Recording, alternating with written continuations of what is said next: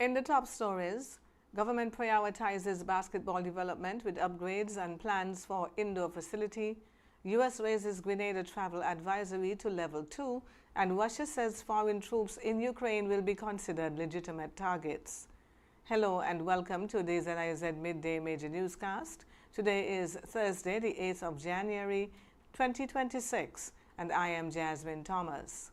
First on the local scene. The development of basketball remains on the front burner for the Ministry of Sport in St. Christopher and Nevis.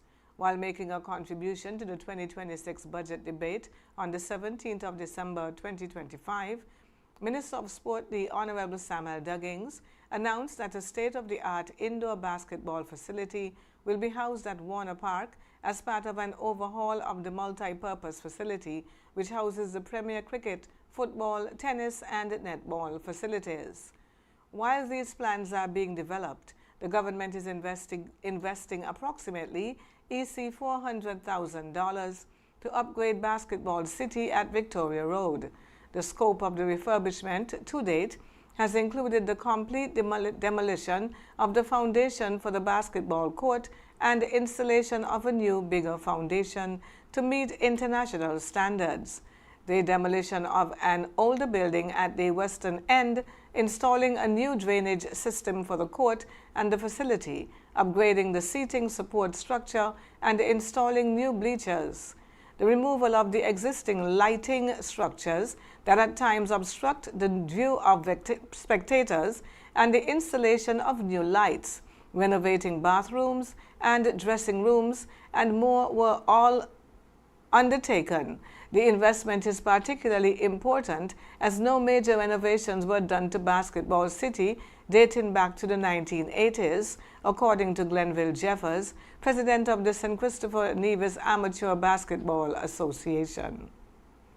He added that the upgraded Basketball City can also be used by other organizations and schools, particularly the Washington Archibald and the Bastia High Schools, which are very close to the current facility.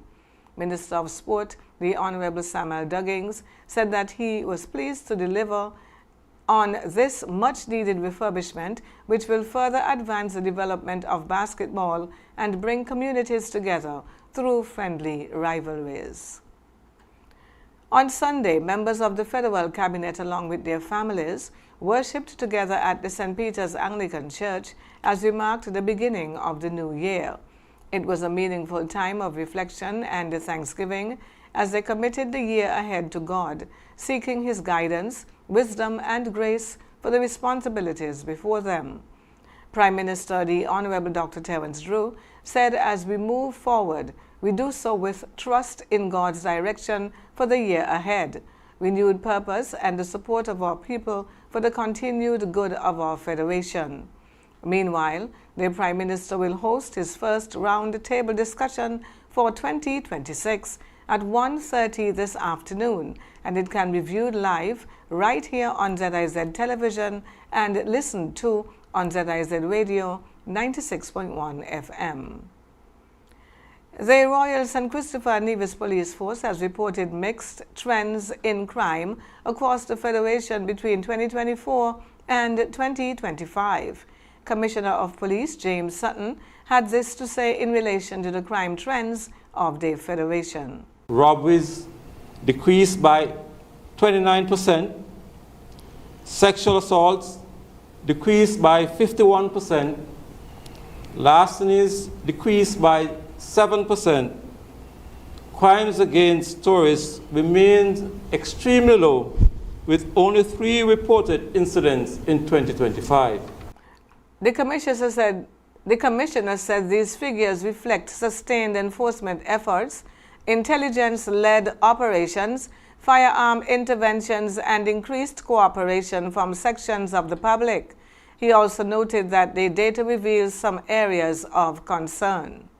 Other bodily harm offenses increased by 11%, rising from 146 incidents in 2024 to 157 in 2025. Malicious damage increased by 20%. Additionally, he quoted firearms and ammunition possession offenses rose by 37%, indicating continued attempts to access or retain weapons despite enforcement pressure. The police force emphasized that crime reduction remains a priority, and they continue to encourage public cooperation, community engagement, and timely reporting to maintain safety across the Federation. And now for news on the regional scene. The U.S. State Department has raised its travel advisory for Grenada to level 2, urging American travelers to exercise increased caution because of crime, a move Grenadian officials say does not reflect the country's overall safety record. The advisory, updated January 5, adds crime as a risk indicator and warns that violent crime can occur anywhere on the island. It notes that U.S. citizens have been victims of armed robbery, assault, burglary, and rape, and in some cases have been killed. The State Department also cautioned that police response times may be slower than what Americans expect in the United States. As part of the advisory, U.S. travelers are encouraged to take common sense precautions, including avoiding walking or driving at night, keeping a low profile, staying aware of their surroundings, and not physically resisting robbery attempts. Boaters were advised to be cautious if approached by unfamiliar people or vessels, and university students were encouraged to contact campus security in emergencies. The State Department also recommended enrolling in the Smart Traveler Enrollment Program and purchasing travel insurance. And St. Lucia's Forestry Department has strongly condemned the killing of at least 5 St. Lucia boars, protected and endemic species, after a video showing the animals being bludgeoned and struck with rocks circulated on social media. In a statement released on Monday, the Ministry of Agriculture emphasized that the killing of the boars, also known locally as Tetchen, is a serious offense under the Wildlife Protection Act. The department said it will work with police to ensure that those responsible face the maximum penalty, which can include a fine of $5,000 EC per animal, imprisonment, or both. The statement also warned against hunting, stewing, or selling boar meat, which is illegal under the Wildlife Act. The St. Lucia boar is non-venomous, poses no threat to humans, and primarily preys on rats, helping to control public health risks such as leptospirosis. On the international scene, Russia doubled down on its long-standing position of declaring Western forces in Ukraine legitimate targets on Thursday, days after France and the UK pledged to send troops there in the event of a peace deal.